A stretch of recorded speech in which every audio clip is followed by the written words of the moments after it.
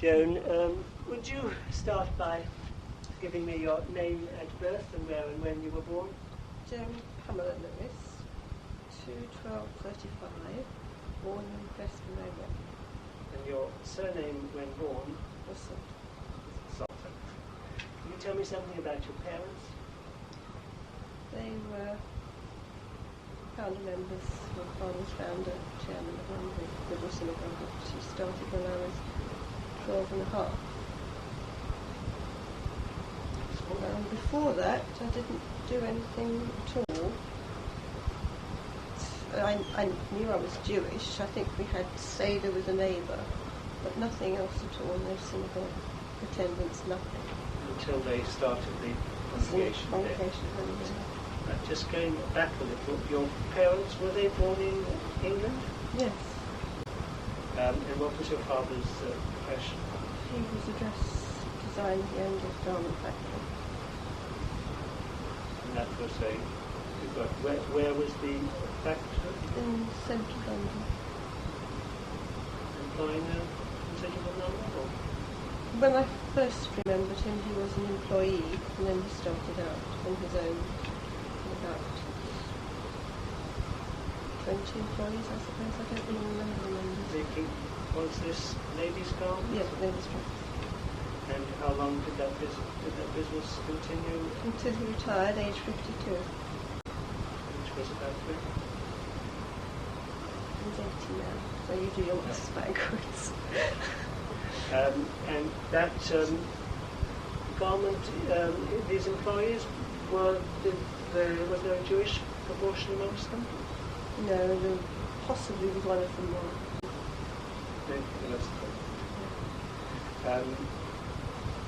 And your mother, was she involved at all in the business? No, she never was.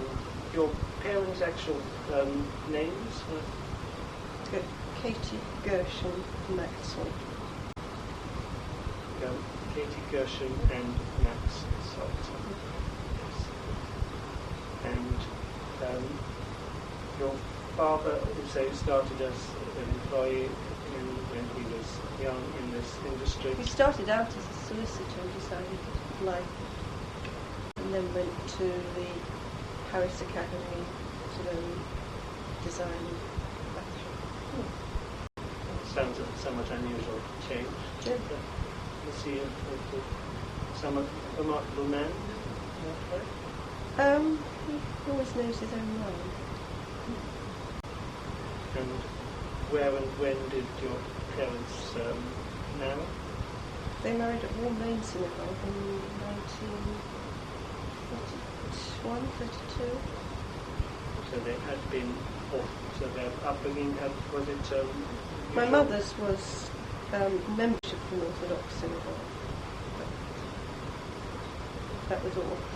Inactive. But no, she went to religious school. She went as a child. She went to synagogue and went to religious school.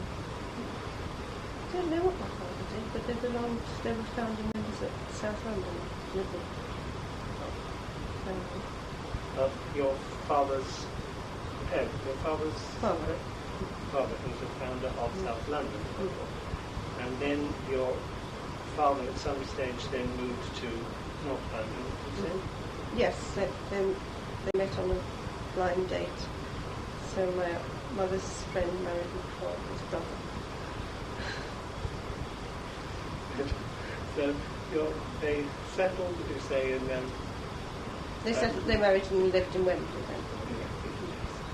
then. Do you remember your grandparents? Yes. I remember my grandfather, my father's father. Yes.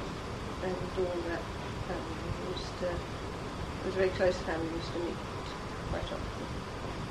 And my mother's parents lived on until my children were born. The children both remember them. Do you go for Friday nights to other grandparents? No, I don't think Friday night was ever celebrated. When Wembley started, we used to go to synagogue on Friday night. So, coming back to yourself, you went to school in Wembley? Yes, Yeah. from primary school, maybe, and then to her county girls' school. Were there many Jewish children that you recall? Very, very few. No, I don't know those. Well, I didn't mix with them at all. So coming back to your religious life, it wasn't till you were 12 and a half, you said, that your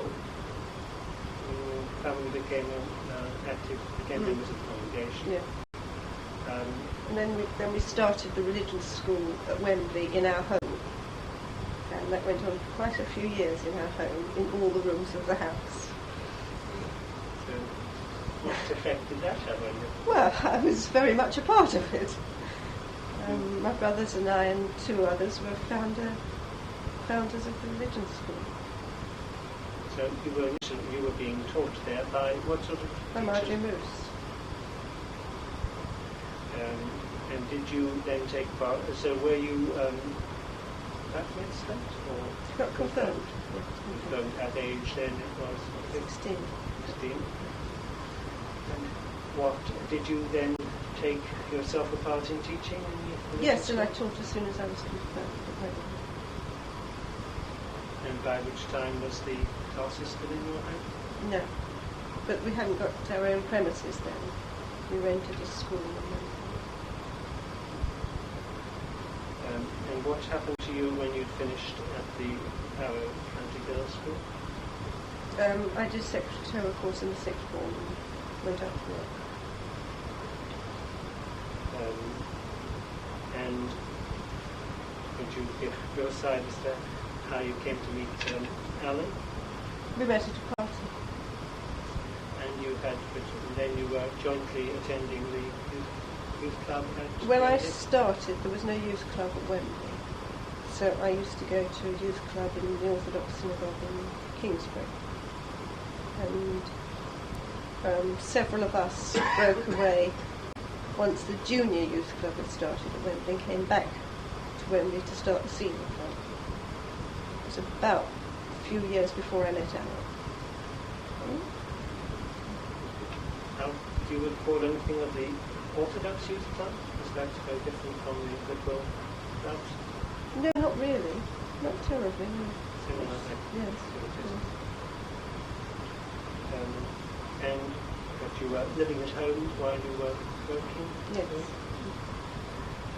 And what else? Anything else to say about your activities until you became No, I married? wasn't involved in synagogue activities except for teaching. And nothing else went into. But except because my father was chairman, and chairman for the first 15 years of the congregation, I was very involved. So you were going regularly to Yes.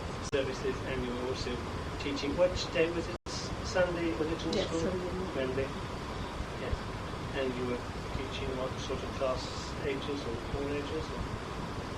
I don't remember what age at Wembley. I don't remember. You were Probably fairly young ones, because I wasn't very old. teaching both what history, religion, Hebrew. Yes, did very little Hebrew at religion school because Miss Moose didn't believe in teaching Hebrew. So just about barely learnt the letters in the early days, and that was it. And she continued what, as head of the religion school, was it that, or guide? Yes, until for quite a long time afterwards. Marjorie Moose and Patience Mostyn were the founder teachers. And Marjorie Moose was the first one. Did you get any instruction, any teacher training? Or did you just pick it up on the job? No, I just picked it up doing it. The contrast to Yeah. things today. We used to get pre-prepared lessons from the LDS, which helped, but there were no manuals or any books to work from in those days. So, anything else to say until the time you got married? About where you were actually doing your working secretarially, anywhere of any interest? Or? No, as soon as after I'd met Alan, I couple of years after I'd met Alan, I decided to work for a dentist. And for the last few years before we got married, I worked for a dentist as a receptionist. So by the time we got married, I knew a bit about what he was doing, and I was able to help him, and he had his own practice. And we were married, not sure whether or not 58. Yes, where were you married? No. At Wembley. Yes. And then We weren't quite the first wedding. There was a wedding before us, otherwise I would have been the first at everything. The first religious school, the first confirmation, the first wedding, but there was one wedding before ours, but by the time we got married, the other wedding had broken up. The other marriage was off before we got married.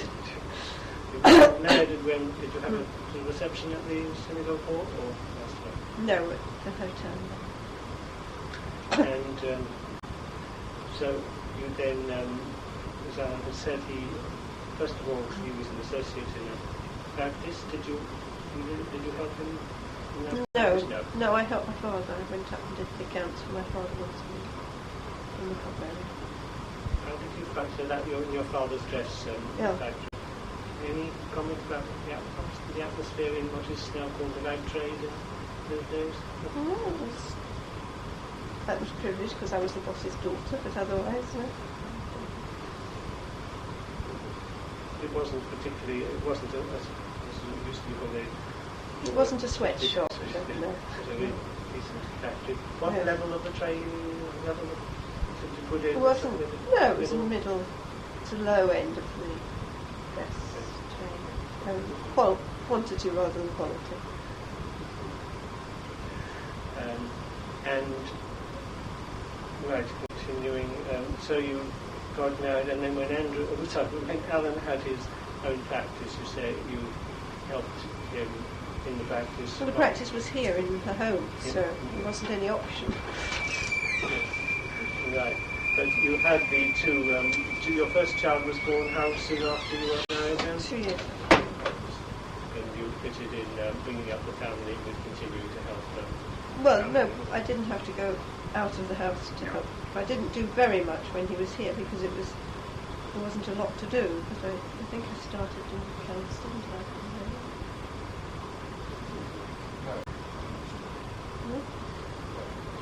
So you continue to give some help to Alan. I'm a paid employee of this practice now.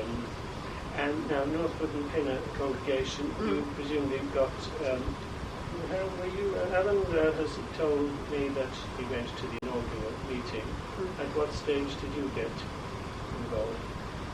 Well, only as his wife to start with, and then as soon as the religion school started, I was involved in that because of my previous experience.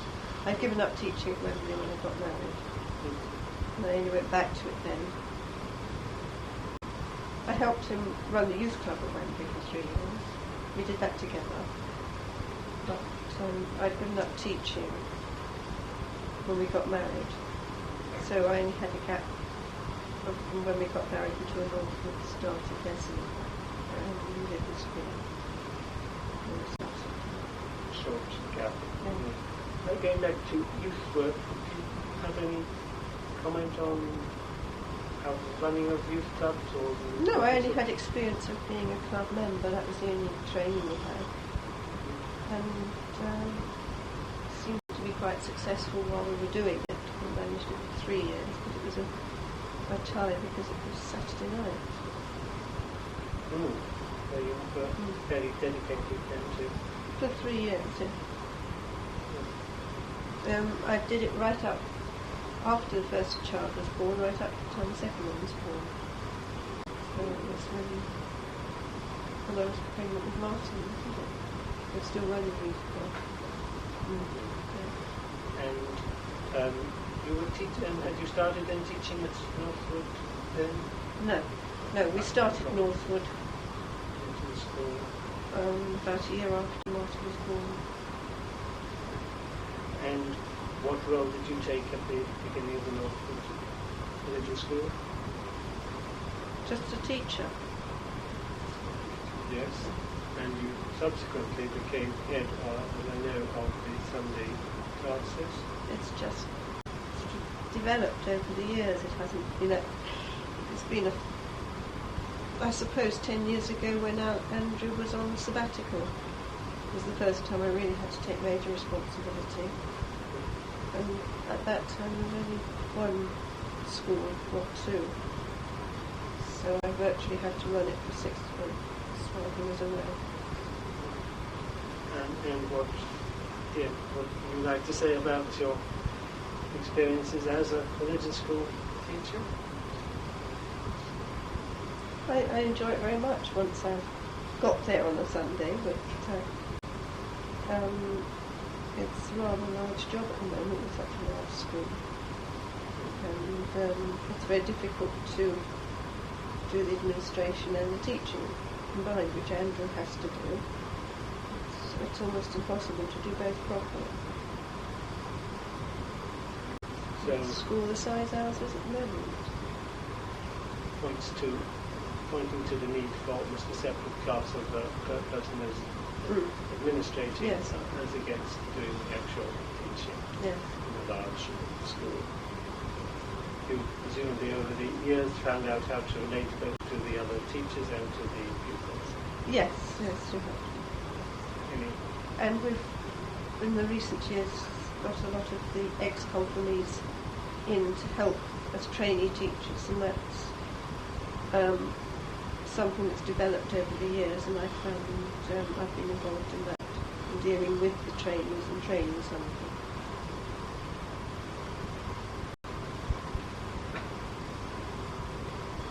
so that has been a regular part of your life over many years, and you're still indeed continuing actively with that. What else have you done? What other roles have you played in the congregation? Well, with Alan I was on the social committee, so we were involved in a lot of social events in the early days. And I was involved in the early days in the women's section as well. Run the Seder a couple of times. More than a couple of times. And when it was small, I was involved in everything that was going on.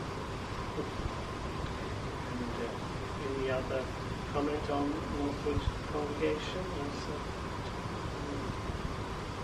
you've seen it over the years? No, I don't. It's just been nice to see it grow and to still feel part of it. Although I think possibly if I wasn't involved, I wouldn't feel as much part of it. Going back, I don't know if you can think back to the early years, which starting period, which now 25th year, we are again thinking about.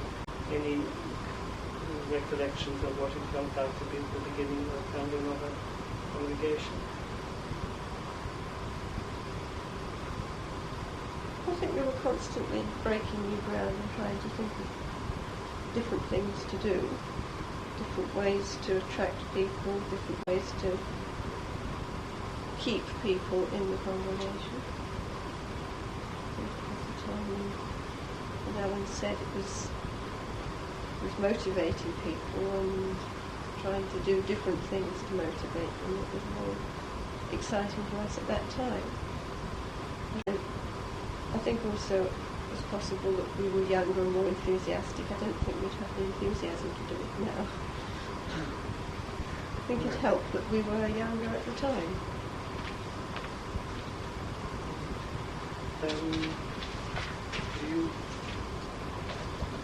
Alan has told me what your children have done. Do you have anything you would like to add? No. Okay.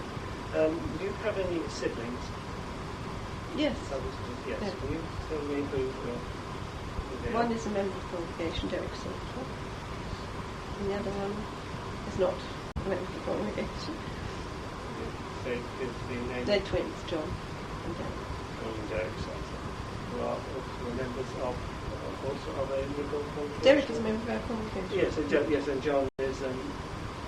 Well, he's just remarried and he hasn't joined, but he was a member of the LJS when he was first married. Second marriage, his wife is Jewish. So up to that point, you have together been in the liberal movement. Anything else you want to say about your siblings or family? Oh, a daughter-in-law. Did you you mention her daughter-in-law? So when we got engaged, she told us that she would like to convert, and we've been through that with her because she was living here when she was having her conversion course with Andrew. And that was also very interesting and very rewarding to watch that happen. This was Matthew's Martin's wife. Yes. What was your daughter-in-law's name? Is Hilary. Hilary. And what was her previous religious background? Normandy Church of England. She decided herself to she wanted to become converted, and that was done under instruction, was it, by Andrew Dawson? Yes.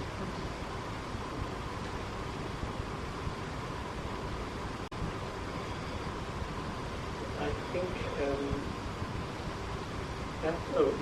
any other leisure activities? And Alan was mentioned his sports.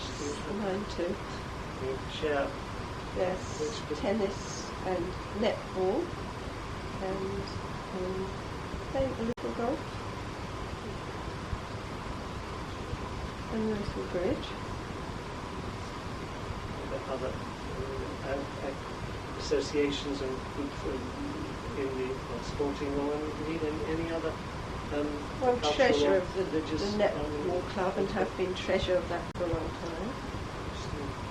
And I've always been to a study class ever since Martin was 2.5, and I was able to leave the children for half a day.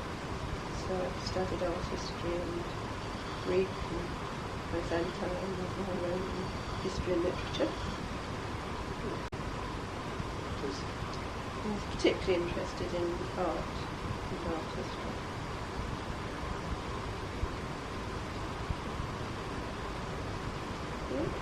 Anything else you'd like to say about I've done Meals on Wheels, and I've taught an Indian lady to speak a little English from nothing. Was she, would you be grateful? Well, I still see her, and it's 9 years later, I'm still visiting. So you've established a relation with her? I did that through the Community Relations Council in the early days. Meals on Wheels involves handing physically, going up to the door with the... Well, for years I did the cooking, and now I just do the delivery. Just anyone support that. And you established some... I started that. No, I started doing the Meals on Wheels as part of the synagogue social services. So I went in the very early days with my mother-in-law and another member of the congregation to help. And they dropped out and I carried on. So you're saying, so you're doing this though now with the WRPS. And they give these to what sort of recipients? Old people in the neighbourhood of Royston. You get to know them, people in this way?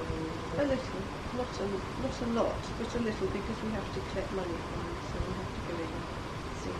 We just hand them a meal.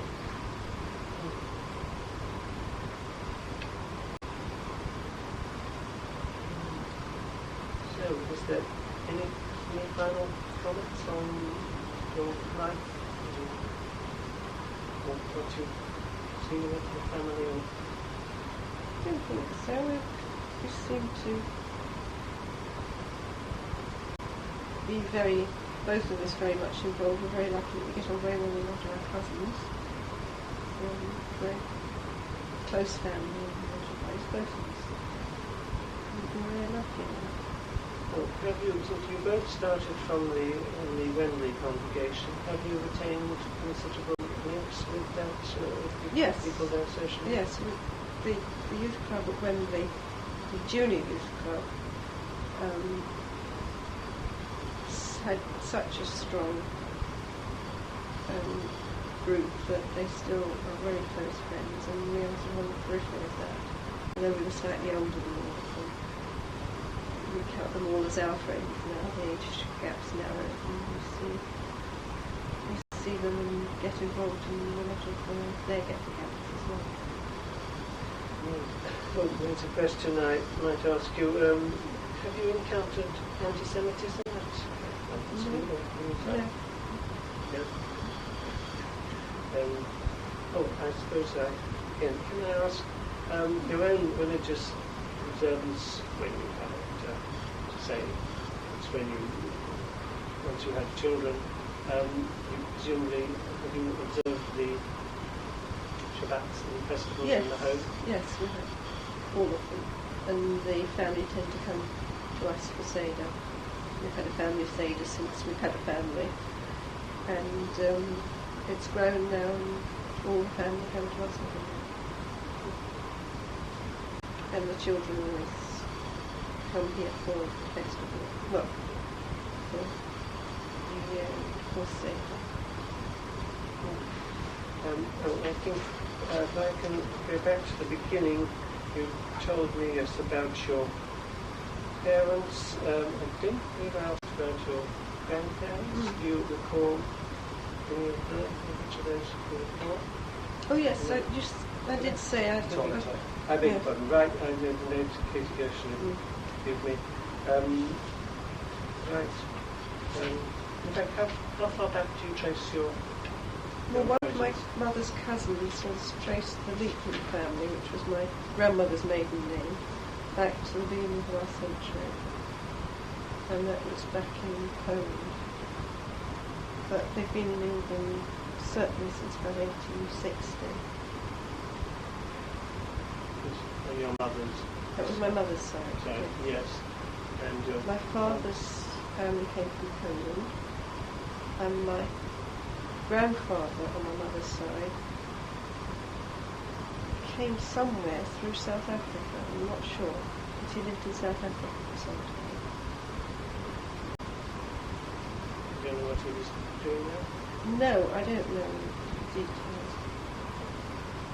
So Poland, do you know so that was the first picture?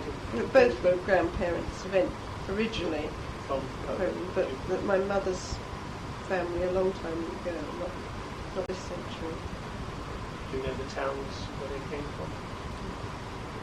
Yeah, I can find it for you if you're interested, because my mother's cousin did a genealogy thing for the Leekman family, which is my grandmother's.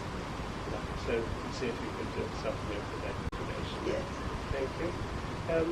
If that is all, unless actually question I have down, I didn't touch on effect of the war on your when you were a child, wasn't it? Did it have any? What's your memories of the we were very poor. You felt you were poor? Yes. Yes. Because it affected. We didn't have. We only had the money that my father had as our fund, and we had to supplement that by making handbags, and there certainly wasn't a lot of money around during the war. At what stage was it your father's business? No, he joined the fire service just as the war was due to start. And that, you say, didn't... he was stationed near home, so he was home quite a lot. But he wasn't paid very much. Very much, no. And he supplemented that, you say... by making handbags.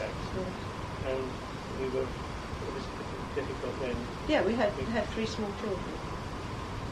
So, with your parents? Yes. The actual, as regards bombing or the like? we weren't. No, there were bombs nearby, but we didn't actually get affected by it. Or did you have to go into bomb shelters after? Oh yes. Days?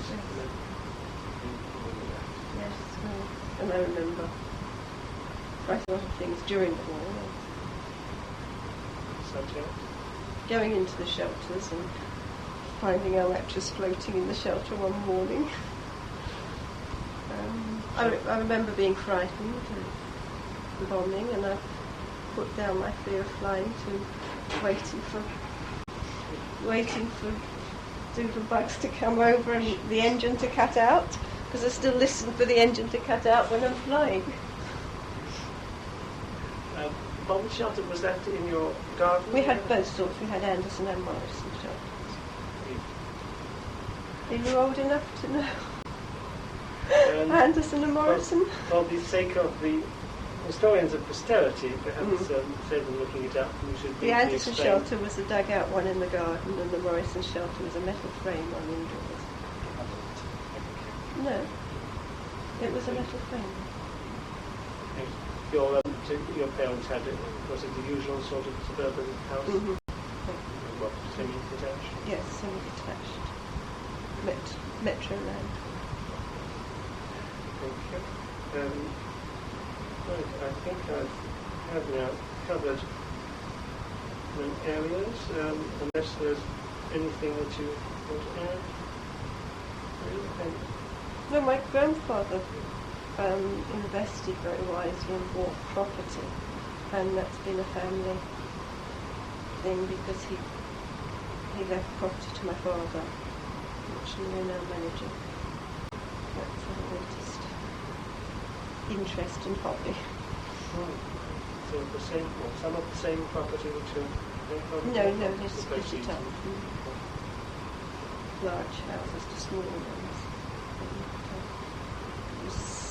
Income from his investment in property that enabled my father to retire from the dress factory at 52.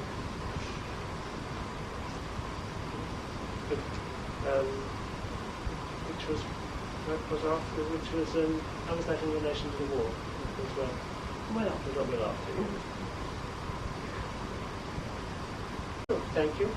Just the standard question that this tape, which is the copyright of the NPLS Oral History Project, you are happy for it to copyright to leave the project and for the contents to be available to the researchers. Thank you, Joan.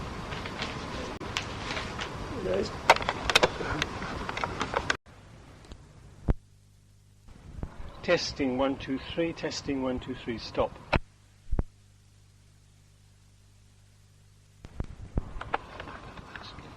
And it's going to want changing at some point. No, Joan, would you like to start by giving me your name and at birth and your place and date of birth?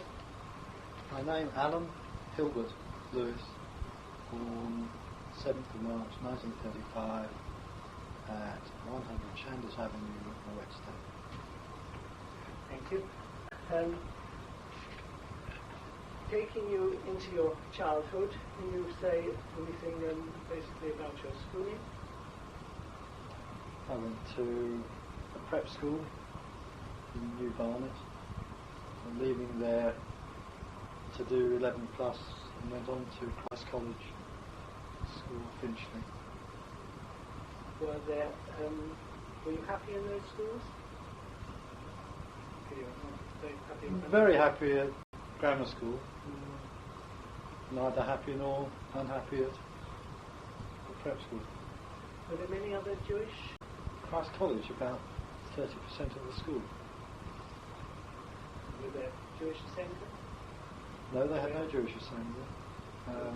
They had what they euphemistically called non-chapel, which meant that you lined up on the other side of the playground, and when the Christians went into assembly, we went into various classrooms to do our homework from the night before. Did you meet any anti-Semitism in your schools? Or minimally at prep school. None at all at grammar school. There were too many. Religious education, what synagogue were your parents affiliated to? My parents were founder members at Southgate, Liberal, and I really don't remember years. I was one of the early pupils in their religion school, taught by Hilda Schindler, and I was the mitzvah there, and didn't go back. And You were bar mitzvah, Southgate Liberal, but not confirmed. yeah, What's I confirmed? don't think they even had confirmation. I suspect they didn't have anybody up to confirmation age at that time. Yeah, really. So you were not either. You were not confirmed anywhere else. No. How much were you aware then of differences between Liberal and Orthodox? Some of the Yes, of course. The rest of my family were. The rest of the older part of the family were all Orthodox, relatively active. So, yeah. Religious observance in the home, such as that. Was that My something? parents' home, no, there wasn't any. Not just 2 days a year. And other members of the family, you say, who were Orthodox, did you go to They their were. homes? Oh, my grandparents. It was only my grandparents who were really at all observant. My mother's father went to shul fairly regularly. Father's father, I don't think did. He was, well, you know this. He was.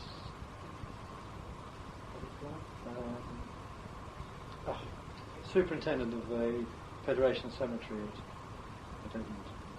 So, he's none of the observant.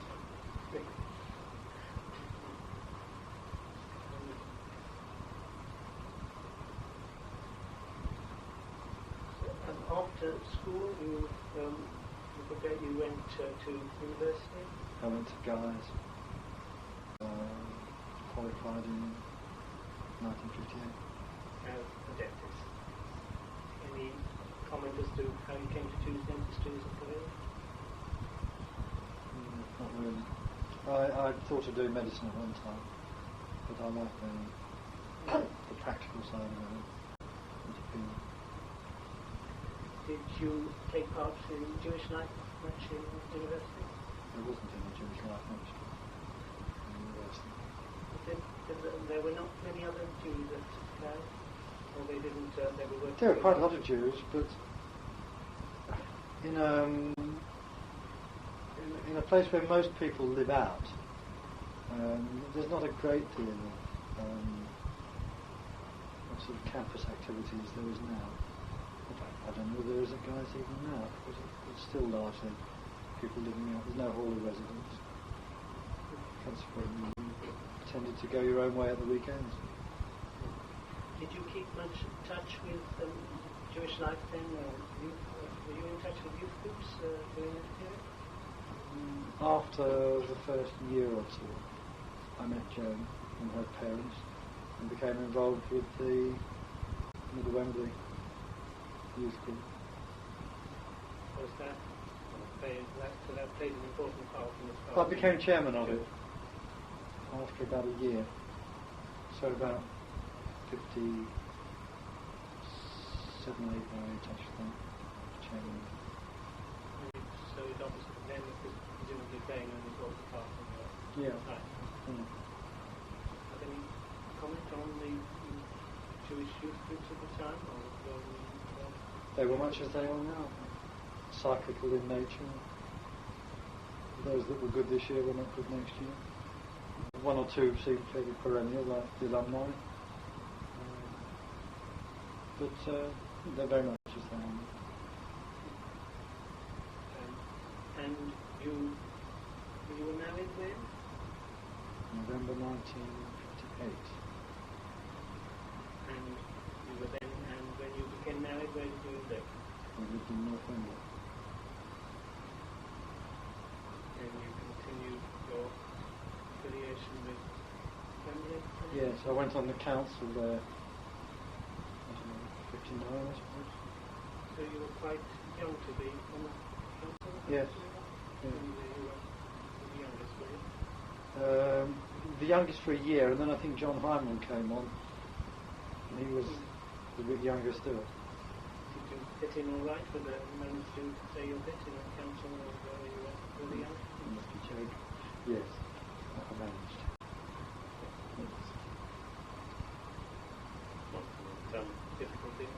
No, at all. Yeah, you played.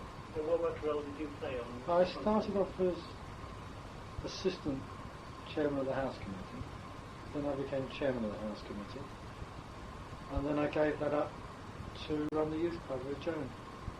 We ran the junior club then. We became club leader.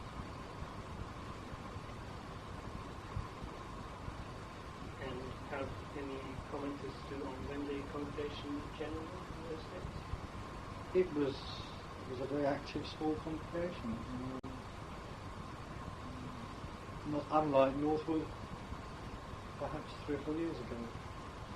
But it then didn't develop as Northwood did. I think partly from leadership and partly from membership differences. The membership of it was growing. It was an ageing membership, whereas Northwood seems to be maintaining a fairly young intake of members. Wembley, because of the changes in the area, I think was gradually declining as a young people.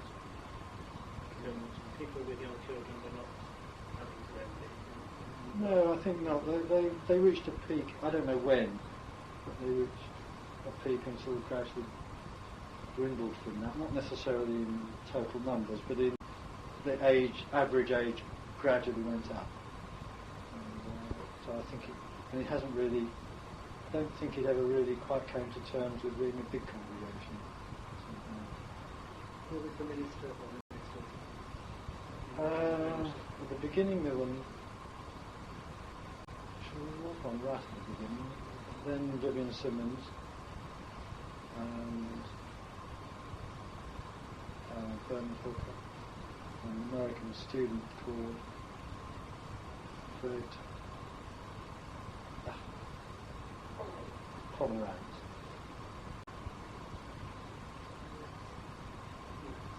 And then Albert Friedlander. This is our last year. Were you taking service in the hall? I don't think I ever took services.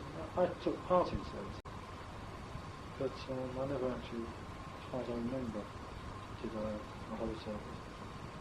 What's your religious, the part you now play in Watford, might ask, the religious education you've got at Southgate, was that reasonably comprehensive, and did you give you much to meet your ability? Oh, I was very good at languages. I picked up enough Hebrew to read very quickly. And while you were at the trader? Yeah. And then I did an O-level with Andrew. In the days I had it all over.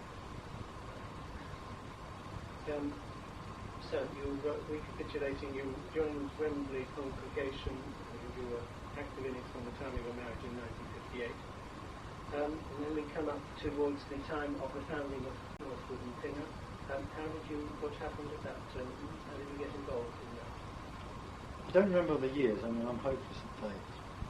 But 1963, the first meeting was. That was the first one. In December 1963, That's the announcement was made. That was the foggy day. John Hyman and I decided we would go. He because he lived right in the area, and I because I lived on the edge of it and was interested to see what happened.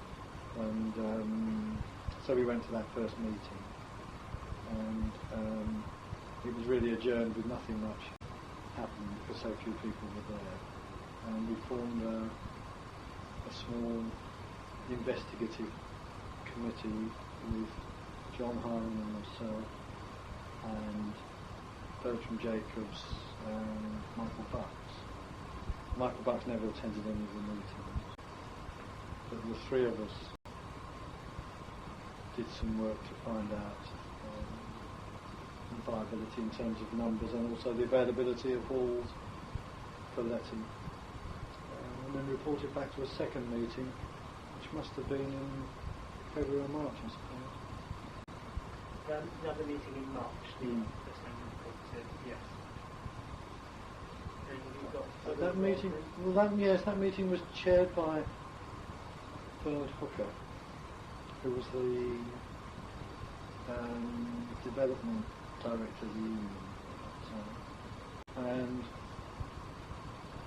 we took a vote which was narrowly won in favour of starting a congregation, and I found myself more or less appointed chairman by him,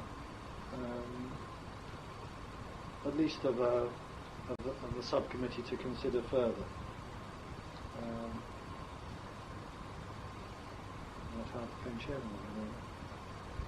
And the congregation was really founded shortly afterwards then? Yes. I don't remember precise details. I think we had a meeting very shortly afterwards. There were 17 families, I think, that agreed to start this congregation, and we had a meeting and divided up the chores amongst ourselves, and I became chairman of it, and my sister was secretary.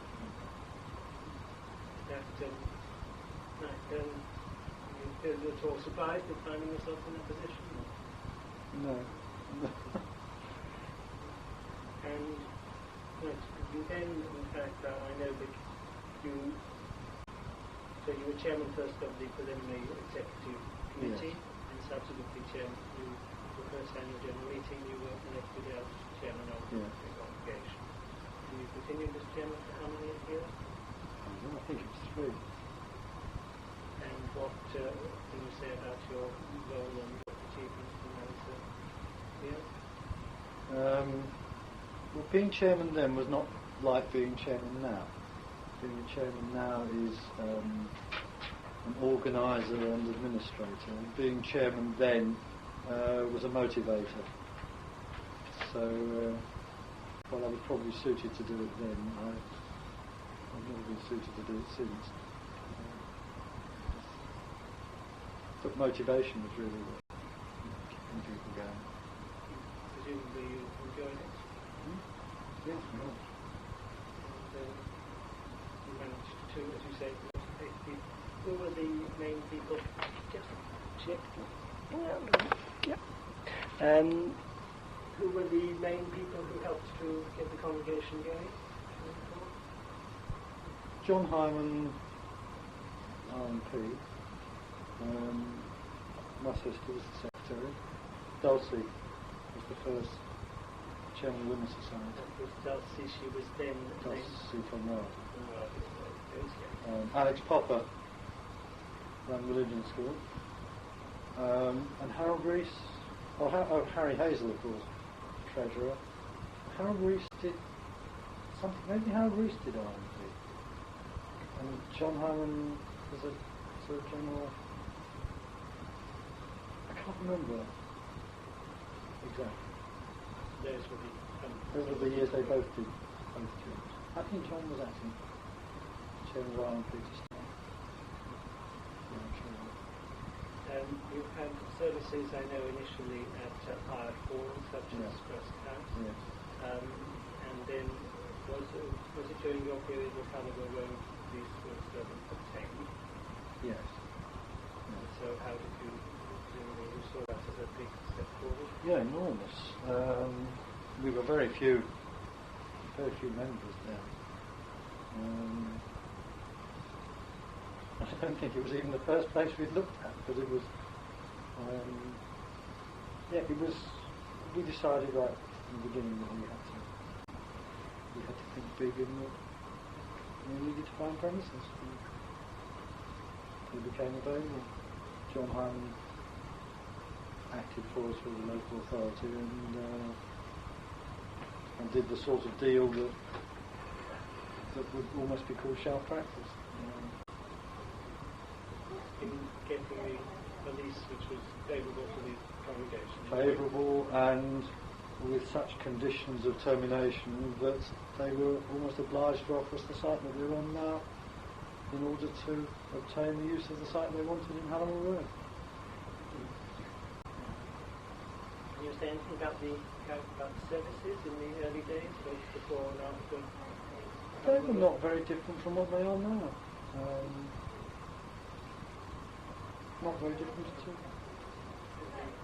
Because Andrew took a lot of them. I mean,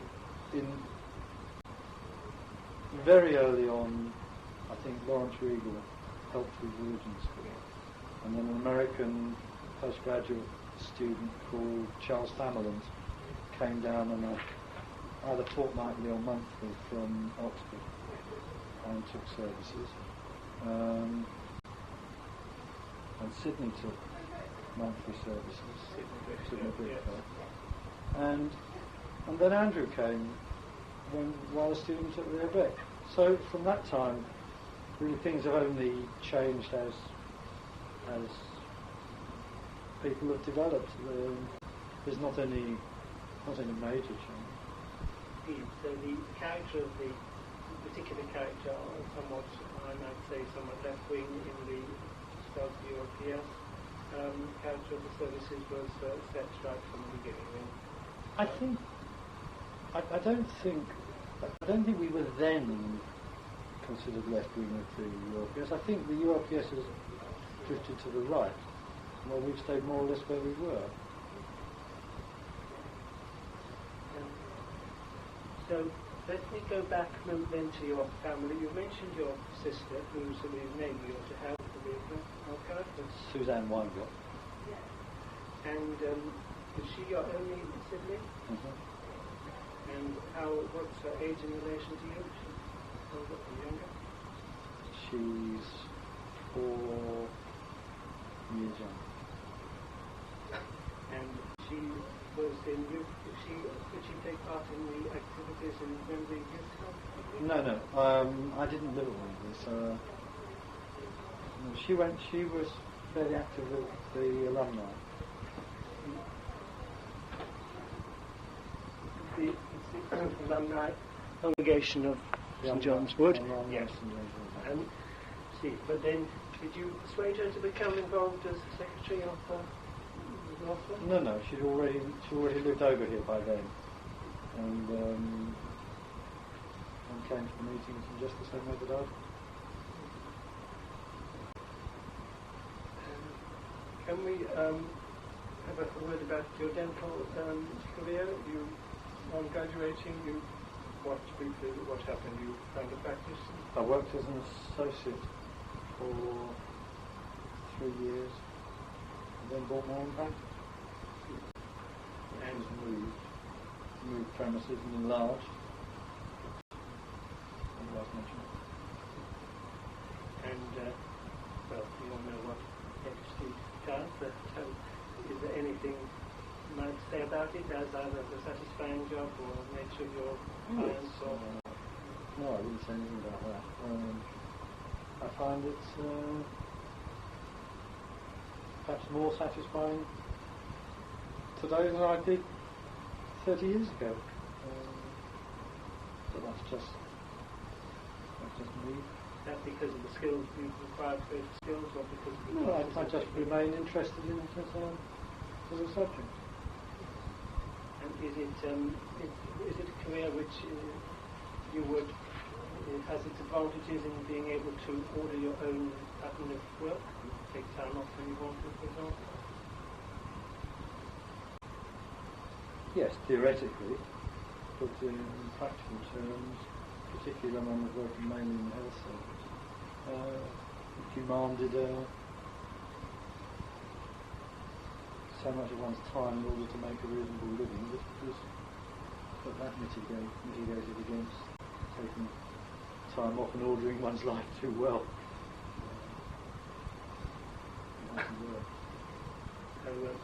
Do you find it in later years you're able to take time off during the week then regularly? I cut my working week down to 4.5 days, but I've increased the working day by half an hour, so I don't in fact take very much more time off than I ever did. And coming back to your synagogue activities, you are, as I know, have been choir master for a very long time. How did you first become involved in that, and what Well, right at the beginning,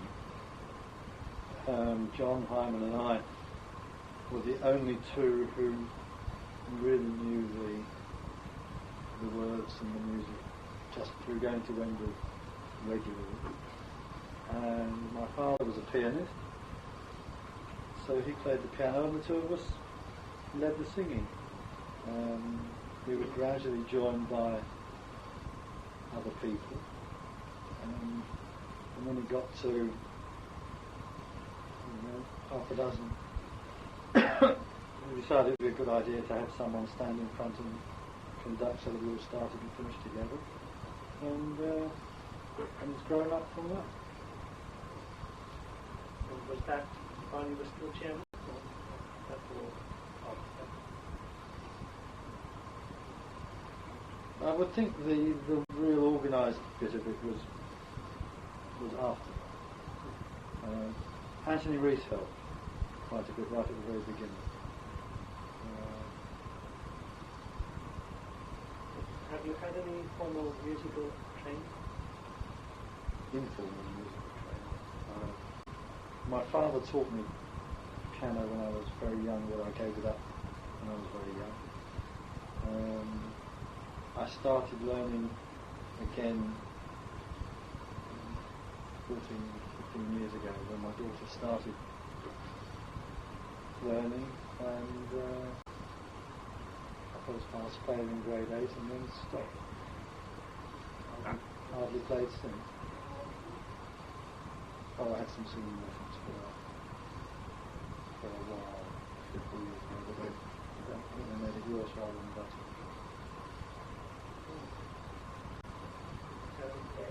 Any thoughts about Jewish music and the synagogue music and the type of melodies you like, or you think? I'm really terribly unknowledgeable of that. I look for things that I like, and I go to people who are experts and ask them, and I don't really have any great depth of either musical knowledge or Jewish musical knowledge. I just take what I can find from the various traditional sources.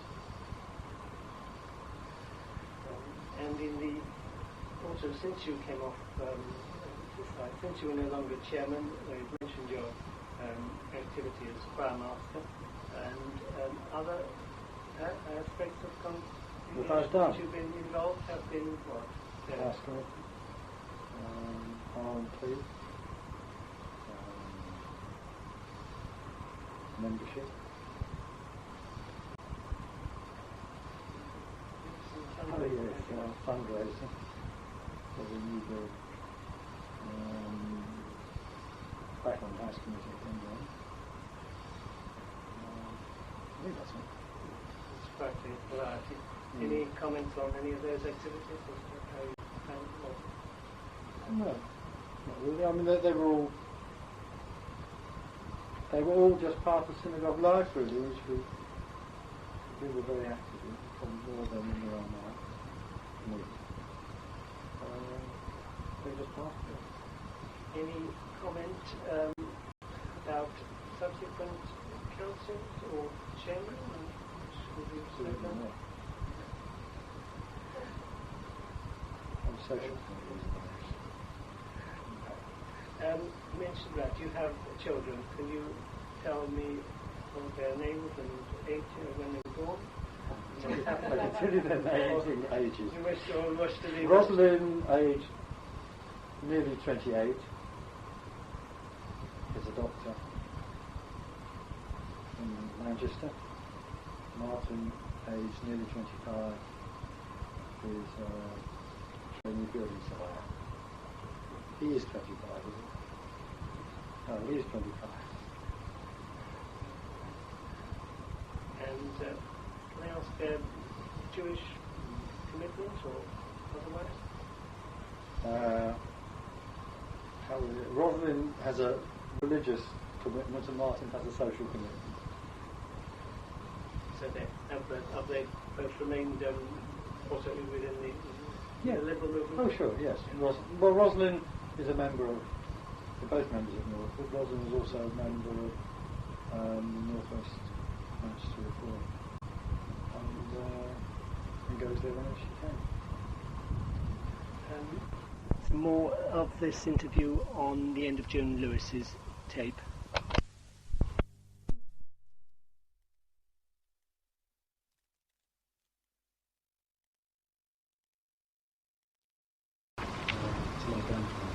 Because during the war, we used to go down... During the Blitz. During the Blitz, why was that? Was it? God, no. We must have been mad. We used to go there so that we could cower in the cellar. Was it to give your grandparents some support by your company? Is that not Not really. I think it was just traditional that at weekends we used to go and visit my grandparents, and we never stopped.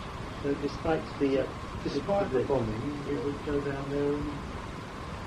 Yeah, but you were evacuated or something, weren't you? Oh, we were evacuated right at the very beginning. That's right. Yeah, we were evacuated once to Elsted in Surrey and once to Cornwall, both for fairly short periods of time, and we were back in time for the Blitz. But nothing seemed to be happening, so we came back. That was you and your sister? Our family and my cousins. My father and his brother sent their families down. So you were back all together? Yeah. So you say only for... I don't remember how long exactly. It was probably a year, 18 months, that sort of time. We went to school in Cornwall. I suppose we must have gone to school in... Sorry, but I can't remember.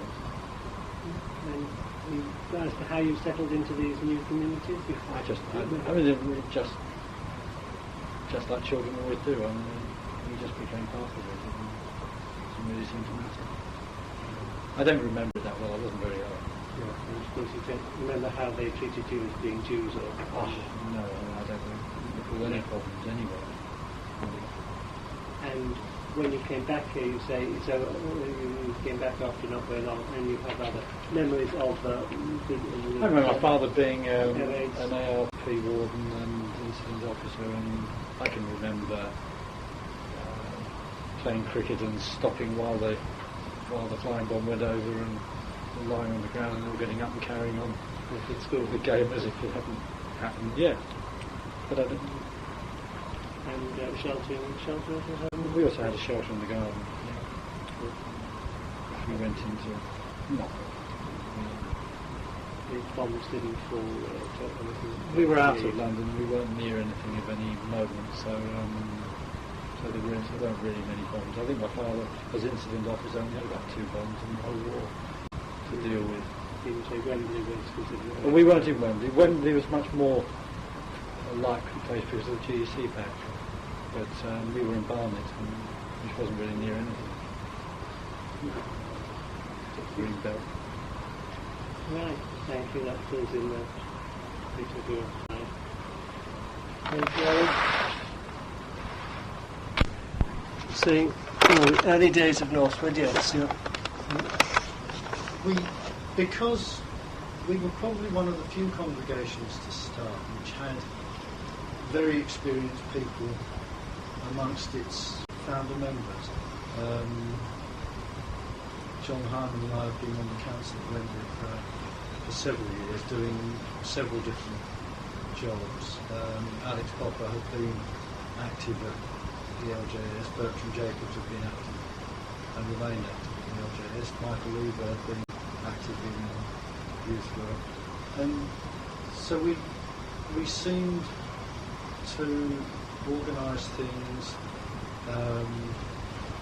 with a sort of depth of experience that you wouldn't normally get in small congregations. And because we didn't have a big organisation to tow after us, we could do something original and only have ourselves to please. So that, for example, the letter of contract that we had with our first rabbi was taken as a model by many of the congregations of the Union. I believe that our constitution was similarly, and I believe that we were one of the first, if not the first, to insist that the rabbi had to be paid a salary which enabled him to buy a house and not have a congregation house. and for a group of our size, that was really considerable, really quite innovative.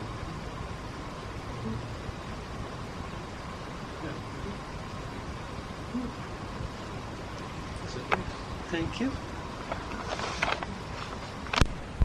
Wembley gave us a lot of support and a lot of useful members at the beginning. Yeah.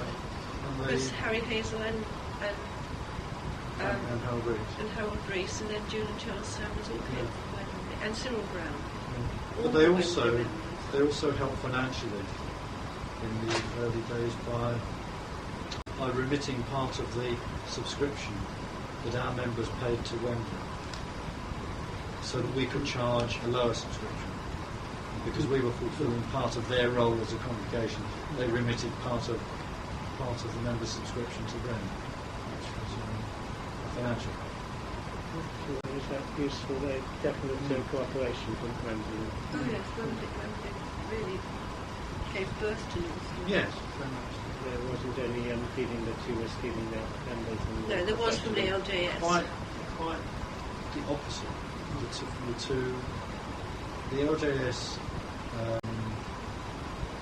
was reluctant to have a congregation formed at all, and encouraged its members to have nothing to do with it. The Wembley encouraged its members to join us, and even gave them financial help to do so. So very good organisations.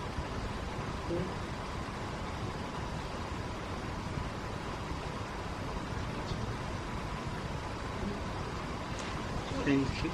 Yes, if you'd like to make a I've cup. got the kettle boiled, so you can have You either. can have a cup of tea, I think would do me now, thank you. Right. Joan Lewis again with more information about her family. Do repeat that, please, Dad. Yes, Joan Lewis on her family again, yes. The Sauter family had rather a failing for starting synagogues. My grandfather was a founder member at Southgate Liberal Synagogue. My father was founder of Wembley Liberal Synagogue. Alan and I was started at Northwood. My aunt was founder member, and her husband was first chairman of the Liberal Synagogue in Auckland, New Zealand. And another aunt was founder and secretary of Bristol Liberal Synagogue. What's their names? The names of the family. Yes, Oh, the family in Bristol is Betty Craven. That was after she was widowed, so it was just my aunt. But my aunt and uncle's name in Auckland is Glatt, John and Kitty Glatt. That's it, is it? That's right. The found premises in Norfolk. Yes. Congregation's name, we believe, was the Pinham District Liberal. Because we didn't know where it was going to. We had visions of its centre being the sort of Pinner Hatch End border. But obviously was fixed by where the place became available. So then the name would have been So it was changed. changed They to Northland. name changed it, yes. The foregoing comment was in connection with copies of early constitutions of the congregation, which Joan Lewis provided for incorporation in the archives of NPLS.